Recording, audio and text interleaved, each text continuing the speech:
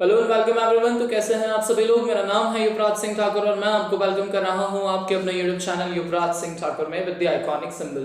Friends, मुझे बहुत ही दिन से कमेंट सुनने के लिए आ रहे थे कि सर प्लीज अग्निवीर के ऊपर कुछ बोलिए, अग्निवीर के ऊपर कुछ बोलिए, अग्निवीर के ऊपर कंप्लीट इन्फॉर्मेशन प्रोवाइड कीजिए। तो इतने बड़े टॉपिक पर बोलने से पहले मैं चाहता था कि मैं पहले इस टॉपिक की बहुत ही अच्छे से रिसर्च कर लूँ कि अग्निवीर स्कीम जो है वो कितने हद तक सही है और कितने हद तक गलत है। खैर, अग्निवीर स्कीम कितने हद तक सही है, कितने हद तक गलत है, ये डिसाइड करने का हर व्यक्ति को अपना अभिव्यक्ति का अधिकार है। हर व्यक्ति इस चीज़ को डिसाइड कर सकता है बाय हिमसेल्फ कि ये स्कीम जो है वो कितनी सही है या कितनी गलत है। मैं इस वीडियो में आपको ये नहीं बताऊंगा कि ये स्कीम कितनी सही है या कितनी गलत है। मैं इस वीडियो में आपको इस स्कीम के बेनिफिट्स, इस स्कीम के लॉसेस बिल्कुल इक्विवेलेंट करके बताऊंगा और एट लास्ट आप ही लोगों को डिसाइड करना है कि ये जो स्कीम है ये कितनी सही है। फर्स्ट ऑफ ऑल, अग्निवीर जो है वो एक मतलब अग्निवीर जो है वो सैनिकों का नाम होने वाला है और ये जो स्कीम है इसे अग्निपथ स्कीम के नाम से गवर्नमेंट ऑफ इंडिया ने लॉन्च किया है। इसी साल इस स्कीम को लॉन्च किया गया है। इस स्कीम के बारे में बहुत ही समय से चर्चा चल रही थी कि 3 साल के लिए सेना में भर्ती करेंगे, 3 साल के लिए सेना में भर्ती करेंगे।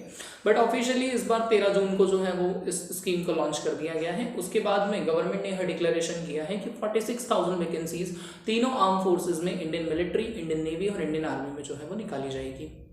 इंडियन एयरफोर्स, इंडियन मिलिट्री और इंडियन नेवी में। यहाँ पर एक चीज़ और क्लियर कर दी गई है कि ये जो पोस्ट आपको होने वाली है ये नॉन कमीशन पोस्ट होंगी। नॉन कमीशन पोस्ट का मतलब होता है कि इंडियन आर्मी में टोटल 15 तरह के आप लोगों के पोस्ट होते हैं, जिसमें जो 3 सबसे छोटी पोस्ट होती हैं, सूबेदार, सैनिक और नायक, इन तीनों की ही जो पोस्ट है वो अग्निवीर स्कीम के अंतर्गत दी जाएगी।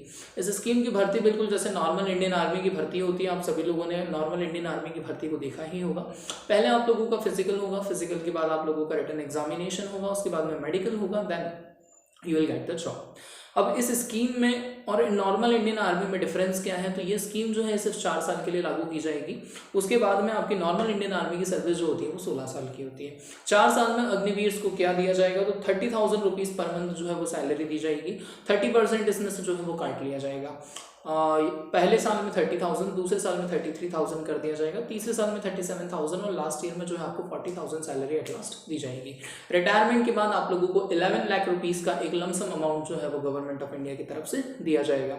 तो उसी दरमियान अगर आप इस सर्विस के बीच में कहीं पर भी शहीद हो जाते हैं तो आप लोगों की फैमिली को 44 लाख रुपीज़ का पैकेज, यानी कि 44 लाख रुपए का पैकेज जो है वो गवर्नमेंट ऑफ इंडिया की तरफ से दिया जाएगा। अब इस स्कीम में गवर्नमेंट की तरफ से इस स्कीम के एडवांटेजेस क्या बताए जा रहे हैं। देखिए, इस स्कीम में जो है वो, इस स्कीम का विरोध होने का सबसे बड़ा कारण ये है कि इसका टेन्योर जो है वो सिर्फ 4 साल का है। इस स्कीम की सबसे बड़ी इशू यही है कि इस स्कीम का टेन्योर 4 साल का है। जब भी युवा कोई भी इस स्कीम या किसी भी जॉब, किसी भी गवर्नमेंट जॉब के अंतर्गत जाते हैं तो गवर्नमेंट जॉब के अंतर्गत जाने का सबसे मेन इंटेंशन ये होता है कि जॉब सिक्योरिटी आप लोगों को मिल जाए, और इस स्कीम में किसी भी तरह से जॉब सिक्योरिटी नहीं हो रही है। हाँ, गवर्नमेंट ऑफ इंडिया को एक स्किल सर्टिफिकेट जरूर प्रोवाइड करेगी, बट बहुत सारे लोगों को यही डाउट है कि आखिर 4 साल बाद ये अग्निवीर करेंगे क्या। देखिए, इसी वजह से वाइड लेवल पर इंडिया में जो है इसके ऊपर प्रोटेस्ट जारी है। गवर्नमेंट ने इसके ऊपर 3 बहुत ही बड़े एडवांटेजेस बताए हैं। गवर्नमेंट की तरफ से बताए गए एडवांटेजेस में सबसे पहला एडवांटेज ये है कि इंडियन आर्मी जो है वो इससे जवान हो जाएगी। अग्निवीरों की जो उम्र रखी गई है वो 17.5 साल से 21 साल की उम्र के लिए रखी गई है। इस बार इस चीज़ का एक्सेप्शन है, कोविड की वजह से इस साल के लिए 23 ईयर्स तक जो एज है वो कंसिडर की गई है। बट नॉर्मली अग्निवीर के लिए जो एज रखा गया है वो रखा गया है 17.5 साल से लेकर के 21 साल की उम्र तक। यानी गवर्नमेंट का ऐसा कहना है कि वो 25 ईयर्स की एज में आप लोगों को रिटायर कर देगी। At a time Indian army में आप लोगों के जो सोल्जर्स हैं उनका एवरेज एज 32 से लेकर 34 ईयर्स होता है। इसी वजह से इसी एवरेज रेट को कम करने के लिए गवर्नमेंट इस स्कीम को लेकर के आई है। गवर्नमेंट की तरफ से दूसरी जो स्कीम के बारे में बात बताई जा रही है वो बात जो है थोड़ी सी फाइनेंशियल मैटर से रिलेटेड है। मिलिट्री का जितना भी बजट होता है उस बजट में से अप्रॉक्सीमेटली 55 से 60% जो है वो पेंशन और सैलरीज में चला जाता है। तो गवर्नमेंट का ऐसा कहना है कि वो पेंशन और सैलरीज को यहाँ पर जो है वो कम कर देंगे, पेंशन्स को कम कर देंगे, क्योंकि पेंशन वाला सिस्टम पूरी तरह से खत्म हो जाएगा। एक ही बार में आपको लमसम अमाउंट 11 लाख रुपीज़ दे दिया जाएगा और उसके बाद में फिर आपका गवर्नमेंट से कोई भी कनेक्शन नहीं रहेगा। तो पेंशन से जो अमाउंट बचेगा उस अमाउंट को गवर्नमेंट जो है वो दूसरे आर्म फोर्सेस के वेपन्स वगैरह खरीदने में यूटिलाइज करेगी। मैं आप लोगों की इन्फॉर्मेशन के लिए आप लोगों को बता दूं कि भारत वो पहला देश नहीं है जो अग्निवीर स्कीम जैसे किसी स्कीम को लॉन्च कर रहा है। ये स्कीम पहले यूएस, चाइना, रशिया जैसे बहुत सारे देशों में चल रही है। तो इस स्कीम में ये मत सोचिएगा कि ये स्कीम अलग से गवर्नमेंट ऑफ इंडिया ही कहाँ से लेके आई है। बहुत ही कॉमन सा स्कीम है। इस स्कीम के अंतर्गत ये सर्विस 4 साल के लिए प्रोवाइड बहुत सारी कंट्रीज में की जाती है। यूएस का टारगेट है कि वो अपनी चाइना का टारगेट है कि वो अपनी आर्मी को और भी ज़्यादा कम करे। चाइना की 25 लाख की आर्मी को चाइना ने कम करके 23 लाख कर दिया है, और बहुत ही जल्द चाइना चाहता है कि वो अपनी आर्मी को 11 लाख के समथिंग के लिए कर दें। और इसी तरह से अनस्किल सोल्जर्स जो हैं वो सेना में भर्ती होते रहते हैं। इजराइल देश में भी यही नियम है, और इसी आधार पर गवर्नमेंट ऑफ इंडिया भी इस रूल को जो है वो लेकर के आई है।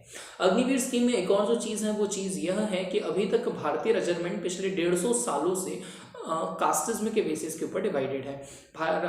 इंडियन आर्मी में आपको Rajputana rifles, Jat regiment, Rajputana rifles, Jat regiment, Gorkha regiment आदि आदि बहुत सारी रेजिमेंट्स जो हैं वो कास्ट के बेसिस पे मिल जाती हैं। पर अग्निवीर स्कीम से जो भी अग्निपथ स्कीम से जो भी अग्निवीर सेना में भर्ती होंगे वो इनमें से किसी भी पोस्ट के ऊपर जो है वो जाकर के जॉब कर सकते हैं। तीनों सेना प्रमुखों ने जो है खुलकर मीडिया के सामने अगर अग्निवीर स्कीम की सारी ही बेनिफिट्स को जो है वो बयां किया है। अग्निवीर स्कीम के अपने ही लॉसेस हैं, अपने ही बेनिफिट्स हैं, इसमें किसी भी तरह का कोई भी डाउट नहीं है।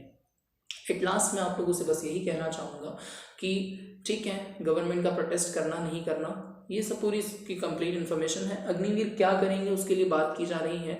तो भैया स्टेट गवर्नमेंट्स जैसे मध्य प्रदेश की गवर्नमेंट, उत्तर प्रदेश की गवर्नमेंट, उत्तराखंड की गवर्नमेंट ने इस चीज़ की घोषणा की है कि अगर कोई भी आप लोगों की गवर्नमेंट सर्विस होगी तो उस गवर्नमेंट सर्विस के अंतर्गत अग्निवीरों को जो है वो प्रायोरिटी दी जाएगी।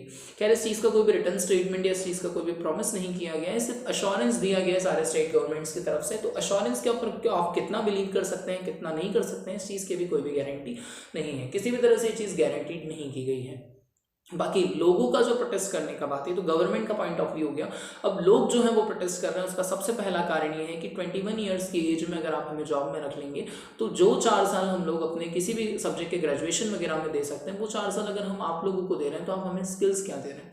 गवर्नमेंट की तरफ से सिर्फ एक स्किल सर्टिफिकेट आपको दिया जाएगा, और जितने भी सोल्जर्स आप लोगों के, आप पुराने सोल्जर्स को भी देख लीजिए जो लो कमीशन रैंक के ऊपर रिटायर होते हैं, उन लोगों को कोई अच्छी जॉब नहीं मिलती है। मैक्स टू मैक्स आप लोगों को एक सिक्योरिटी गार्ड का जॉब मिल जाता है। तो इसी चीज़ का हवाला देकर जो है वो प्रोटेस्ट लगातार कंटिन्यूसली किया जा रहा है। प्लस इंडियन आर्मी के सोल्जर्स को जो पेंशन्स वगैरह मिलती हैं उस वजह से गवर्नमेंट जॉब में जाने का सबसे बड़ा कारण ही ये है कि वहाँ पर जो है लाइफ लॉन्ग सिक्योरिटी जो है वो रहती है। और लोगों का यही कहना है कि लाइफ लॉन्ग सिक्योरिटी, क्योंकि कंट्री को उन्होंने सेवा दी है तो लाइफ लॉन्ग सिक्योरिटी नाम की चीज़ तो उन लोगों के पास होनी चाहिए। इसी वजह से इस स्कीम का इतना ज़्यादा प्रोटेस्ट किया जा रहा है। अब देखिए ये स्कीम सही है या स्कीम गलत है, ये डिसाइड करना आप लोगों के ऊपर डिपेंड करता है। इस चीज़ के ऊपर कोई भी तरह का कोई भी दबाव है, कोई भी प्रेशर ना तो मैं बना सकता हूँ ना ही कोई और बना सकता है। एट लास्ट मैं आप सभी लोगों से सिर्फ हाथ जोड़कर एक रिक्वेस्ट करना चाहता हूं कि अगर आप लोग प्रोटेस्ट करना चाहते हैं तो ये आप लोगों का डेमोक्रेटिक राइट है, इसमें किसी भी तरह का कोई भी इशू नहीं है। आप डेफिनेटली अग्निवीर स्कीम का प्रोटेस्ट कर सकते हैं, लेकिन आपको एक चीज़ का ध्यान रखना है कि ये देश आपका है, इस देश की प्रॉपर्टी आपकी है। ना तो ये देश सरकार का है, ना ही ये देश नरेंद्र मोदी का है, ना ही किसी और का है। ये देश इस देश की जनता का है। ये जो प्रॉपर्टी आप डिस्ट्रॉय कर रहे हैं, प्रॉपर्टी आप नरेंद्र मोदी के घर की, मैं प्रधानमंत्री जी के नाम को इस तरह से लेने के लिए क्षमा चाहूँगा, पर ये जो प्रॉपर्टी आप डिस्ट्रॉय कर रहे हैं, ना तो आप नरेंद्र मोदी जी की डिस्ट्रॉय कर रहे हैं, ना ही ये प्रॉपर्टी आप राहुल गांधी जी की डिस्ट्रॉय कर रहे हैं, ना ही ये प्रॉपर्टी आप किसी और की डिस्ट्रॉय कर रहे हैं। ये प्रॉपर्टी आप अपने देश की डिस्ट्रॉय कर रहे हैं। जिस देश की आप सेवा करना चाहते हैं, जिस देश की सेना में आप जाना चाहते हैं, अगर आप उसी देश की प्रॉपर्टी को इस तरह से डिस्ट्रॉय करेंगे, किसी गरीब इंसान का ऑटो रिक्शा को आग लगाएंगे, आप अपनी एम्प्लॉयमेंट के लिए क्या किसी और से उसका रोजगार छीन लेंगे। वो वीडियो मैंने भी देखा है, वो वीडियो आप सभी लोगों ने भी देखा होगा, किस तरह से वो ऑटो चालक जो है इस बर्बरता के बाद रो रहा था, जिसे बहुत ही बुरी तरह से मारा गया और उसके ऑटो को आग लगा दी गई। रेलवे स्टेशन के ऊपर लगातार तोड़फोड़ मचाई गई। पिछले दिनों 9 ट्रेनों को जो है वो आग लगा दी गई। तो इस तरह से अगर आप लोग प्रोटेस्ट करेंगे तो इस तरह का प्रोटेस्ट किसी काम नहीं आएगा। गवर्नमेंट आपके अगेंस्ट में डेफिनेटली स्ट्रिक्ट एक्शंस लेगी, क्योंकि इस तरह की जो हरकतें हैं वो प्रोटेस्ट नहीं कहलाता है, वो इस तरह की हरकतें देशद्रोही हरकतें होती हैं। आप सभी लोगों से यही निवेदन है, मैं ना तो अग्निपथ स्कीम का सपोर्ट कर रहा हूँ, ना ही अग्निपथ स्कीम के विरोध में जा रहा हूँ। मैं सिर्फ इतना चाहता था इस वीडियो के माध्यम से कि आप सभी लोगों को जो है वो इस स्कीम के बारे में सारी ही चीज़ें बहुत ही अच्छे से क्लियर हो जाए। वैसे एज रिलैक्सेशन की बात भी गवर्नमेंट ने सारी ही आपकी गवर्नमेंट जॉब्स में 10-10 साल के एज रिलैक्सेशन की भी बात की है।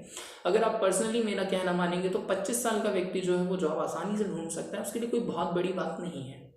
बट फिर भी अगर आप लोगों को लगता है कि ये स्कीम गलत है तो आप लोगों का डेमोक्रेटिक राइट है, आप इस स्कीम का डेफिनेटली जो है वो प्रोटेस्ट कीजिए। But please property public property को नुकसान मत पहुंचाइए। Thank you so much. अगर आपको इस वीडियो में मेरी इन्फॉर्मेशन पसंद आई हो, मेरा एक वीडियो अच्छा लगा हो, तो इस वीडियो को लाइक कीजिए, शेयर कीजिए, कमेंट कीजिए, चैनल को सब्सक्राइब कीजिए। हंसते रहिए, मुस्कुराते रहिए, पढ़ते रहिए और बने रहिए आपके अपने यूट्यूब चैनल युवराज सिंह ठाकुर के साथ। जय हिंद।